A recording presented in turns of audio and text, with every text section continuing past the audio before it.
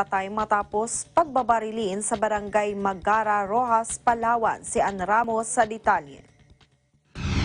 Patay ang 71 anyos na lolo sa insidente ng pamamaril sa sitio Little Caramay, Barangay Magara, Rojas, Palawan. Kinilala ang biktima na si Jaime Perez, magsasaka at residente ng nasabing lugar. Habang kinilala naman ang suspect na si Jess Marvillo, 30 anyos at live-in partner ng apo ng biktima. Base sa inisyal investigasyon ng mga otoridad, una umano nakarinig ng putok ng baril ang biktima di kalayuan sa kanilang tahanan, kung kaya't lumabas ito ng kanyang bahay upang alamin kung saan nanggaling ang putok. Dito ay nakita nito si Villo at ang kanyang apo na nakasakay sa motorsiklo, kung kaya tinanong nito kung siya nagpaputok ng baril.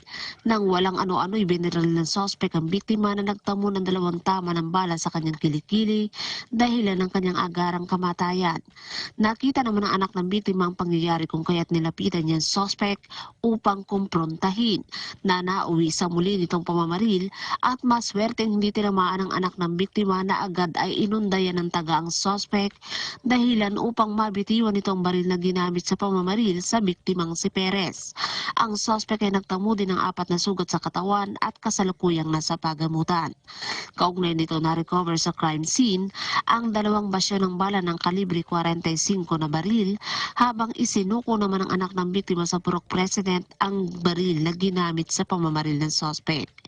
Mula sa lalawigan ng Palawan, Ann Ramos, Eagle News, I am 1 with 25.